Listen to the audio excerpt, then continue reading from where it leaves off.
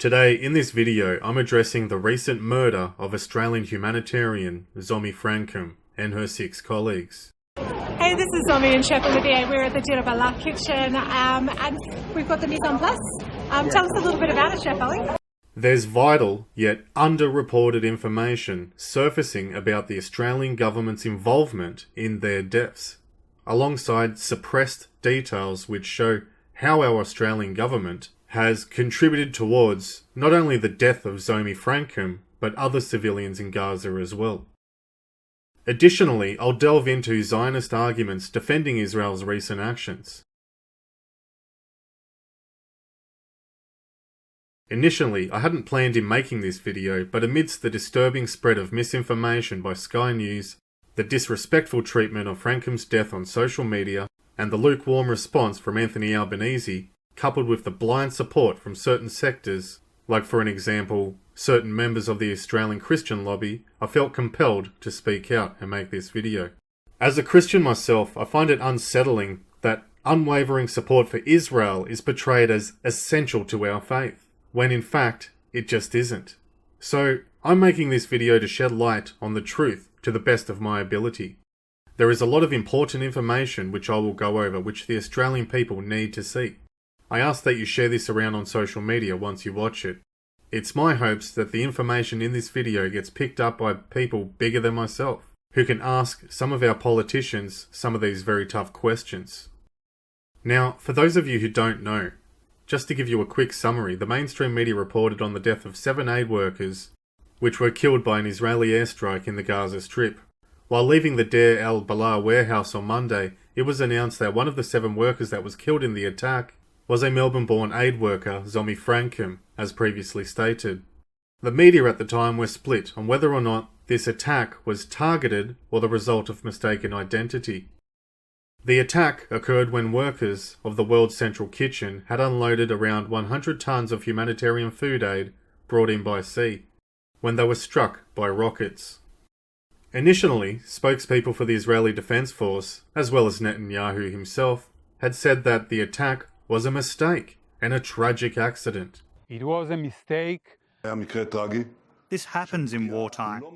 We are thoroughly looking into it and will do everything to ensure it does not happen again. In this video, there is absolutely no remorse shown by Netanyahu at all. A preliminary investigation by the Israeli Defense Forces said the deadly airstrike on a convoy of workers' charity was due to a misidentification. This was also reported by Channel 9 News Australia on the 4th of April. In an interview with the ABC, reported by Sky News Australia, Colonel Lerner was pressed about the assertions from the Israeli PM on Friday, as he was asked if it was something that just happens in wartime. This is what IDF Colonel Lerner said.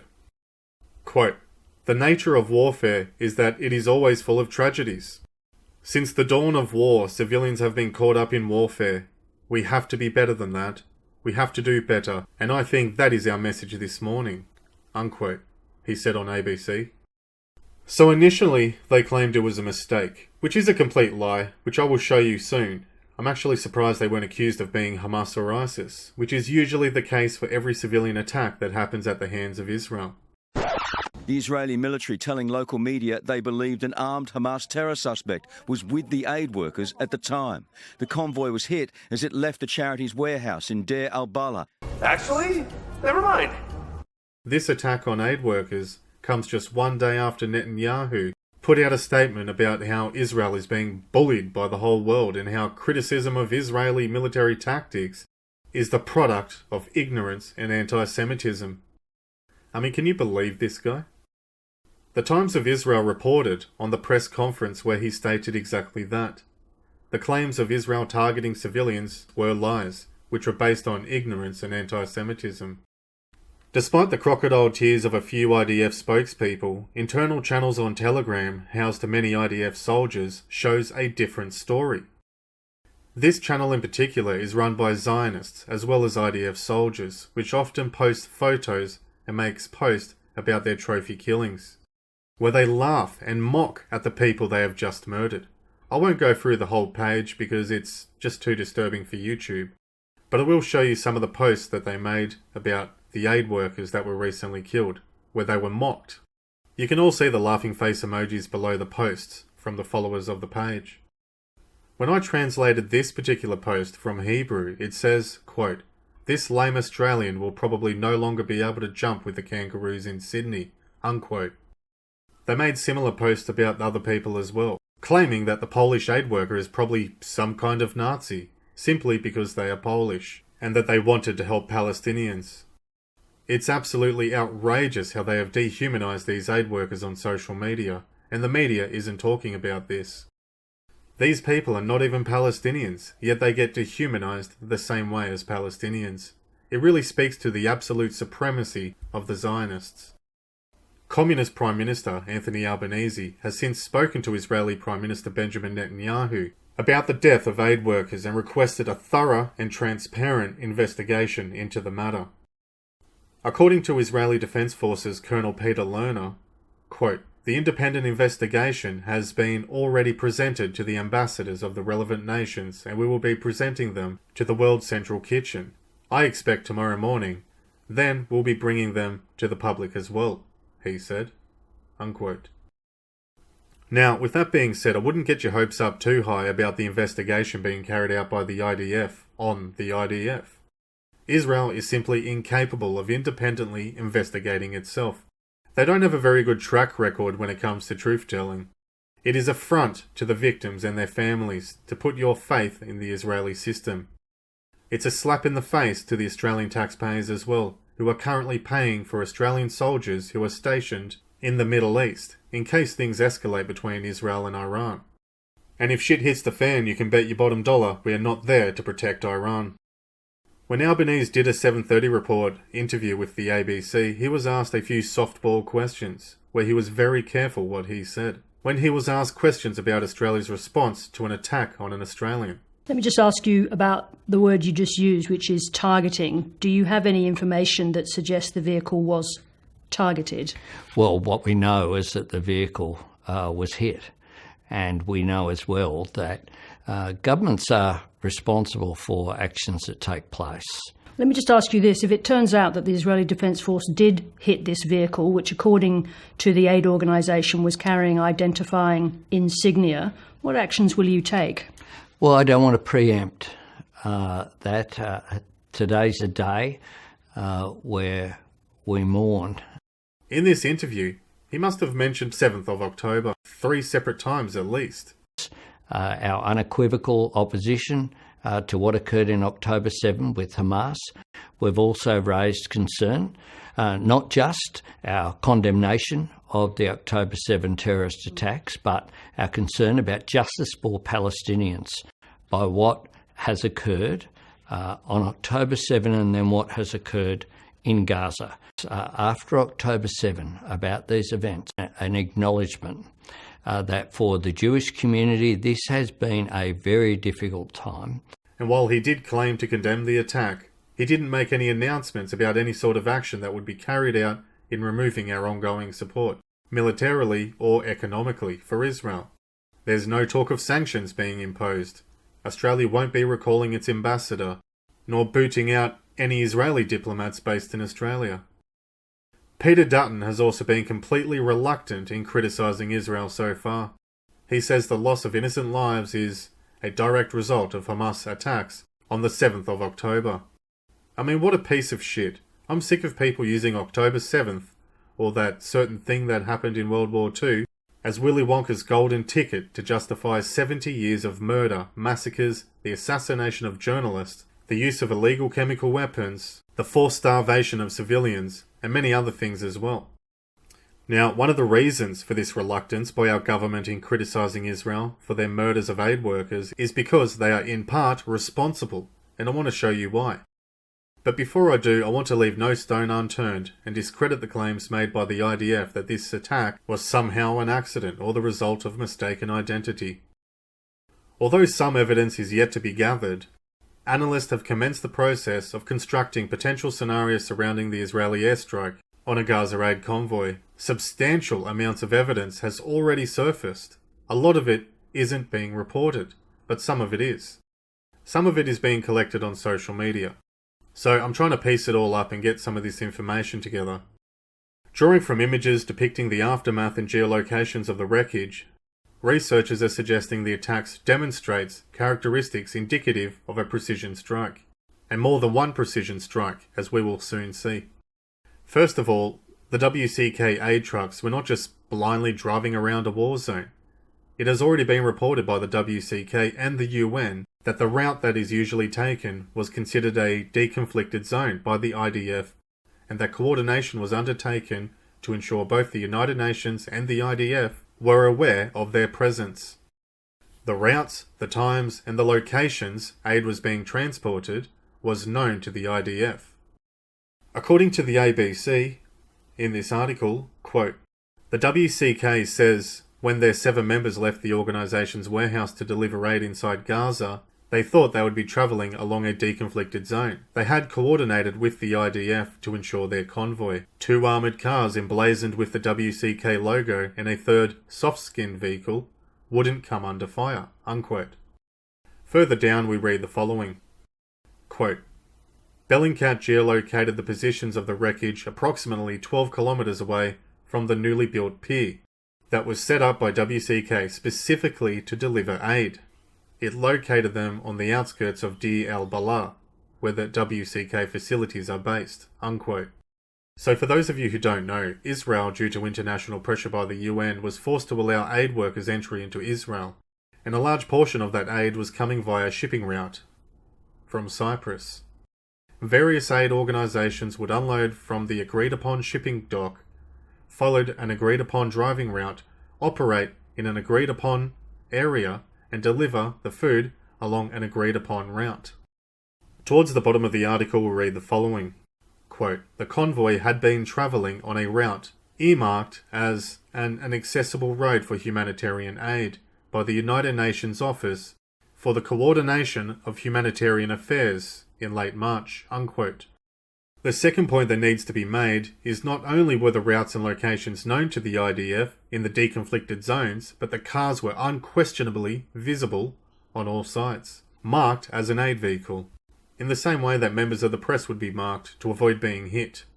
Looking at all of these photos, you can clearly see the vehicles were marked as such, and just for extra assurances, even the roofs of the vehicles were marked with the same logo, just in case drone operators and pilots were not able to discriminate between the vehicles correctly.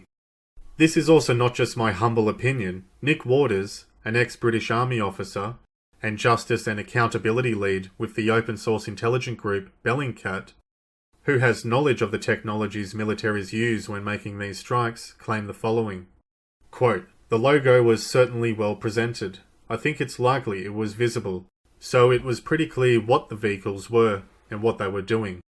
Mr. Waters says given the convoy was on that road, it's hard to consider it was an accident. He elaborated by saying the following, quote, it happened on a road that was highlighted as being used for aid deliveries in 3 large white vehicles, with logos on the roof, which had been deconflicted with the IDF, unquote. Now, the third point that needs to be made is the undeniability of this being a precision strike. All 3 aid vehicles were hit along the coastal road that was considered a deconflicted zone in an area controlled by the Israeli Defense Forces.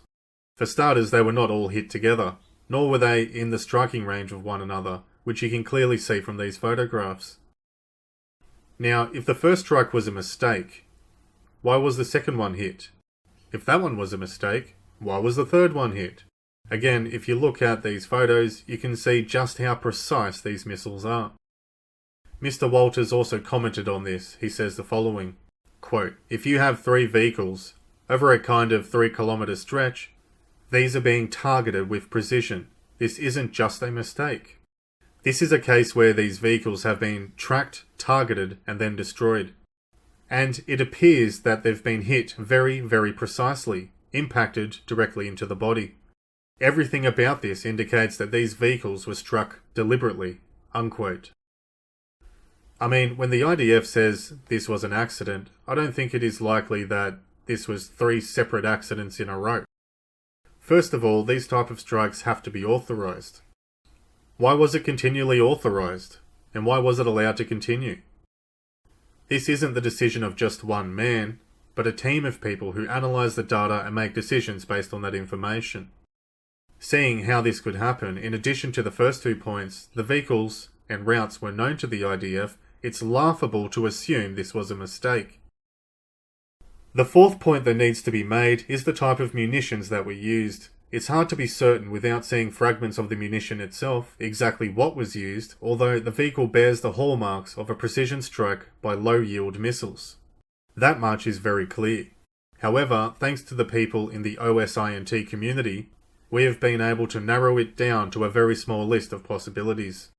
Due to the capabilities known by the type of drones employed by the IDF, and the fact that the munitions for them are mostly acquired by only a small handful of corporations. An investigation carried out by the AFSC has come to the conclusion that many others have come to, that the attack was conducted by a Hermes 450 Zik IDF drone.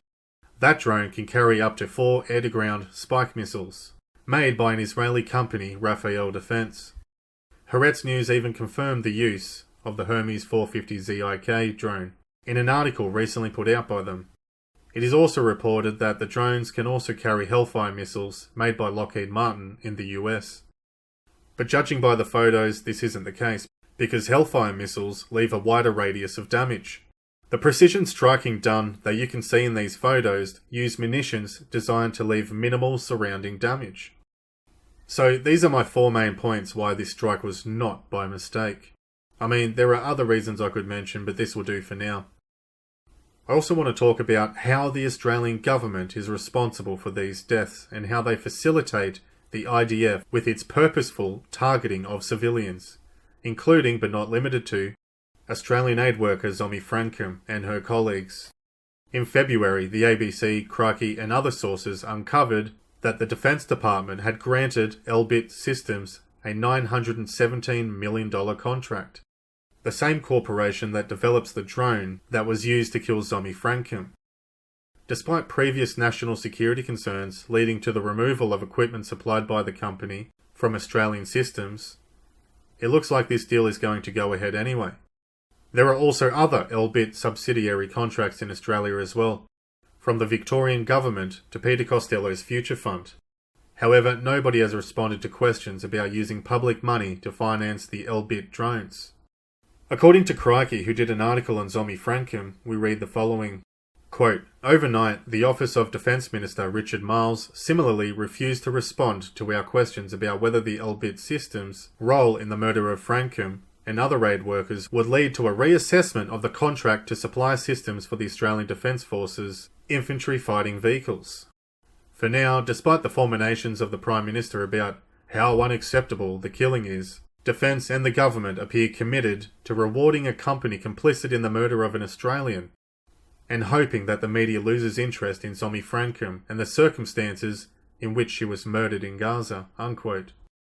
In addition to our ongoing support for Israeli arms and munitions manufacturers, which are used to strike down civilians, the Australian government also offer logistical support from Pine Gap. This news isn't new, however. This is something I've already covered in a previous video.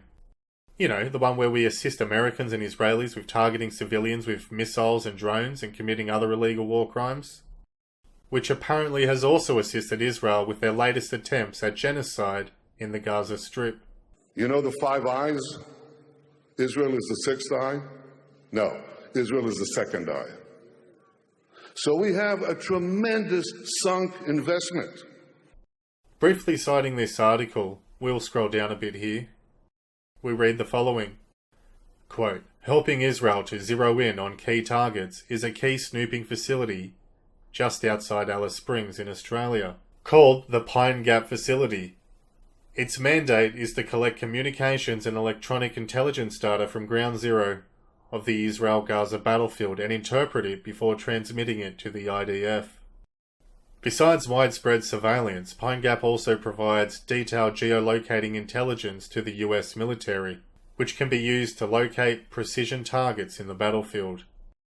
Jointly operated by the US and Australia, the sprawling Pine Gap facility is a very important node in the Five Eyes global surveillance network, with the main data collection being done by a constellation of about 40 satellites. Set up in 1941, Five Eyes is an exclusive and secretive club of spy rings of 5 governments: Australia, Canada, New Zealand, United Kingdom and the United States of America, that collaborate to intercept information within other countries to be used for diplomatic, security, military and economic benefits and gains." Unquote. Peter Crenau of Declassified Australia reports the following, quote, "The sprawling satellite ground station outside Alice Springs, officially titled Joint Defence Facility Pine Gap, has been described as the United States' second most important surveillance base globally. About half of the 800 personnel working at the Central Australian base are American, with the Australian government employees making up fewer than 100 of the increasingly privatised staff. The base is no mere passive communication collector. Personnel at the Pine Gap base provide vital, detailed analysis and reporting on SIGINT and ELINT it collects. After collecting and analysing the communications and intelligence data for the USA's NSA, Pine Gap is providing it to Israeli Defence Forces, as it steps up its brutal assault on Palestinians in the Gaza enclave. Pine Gap facility is monitoring the Gaza Strip and surrounding areas with all its resources and gathering intelligence assessed to be useful to Israel, a former Pine Gap employee has told Declassified Australia. If you enjoyed this video, be sure to share it around, as I believe this is something Australians need to be made aware of. Like, comment below and subscribe if you haven't. Thanks for watching.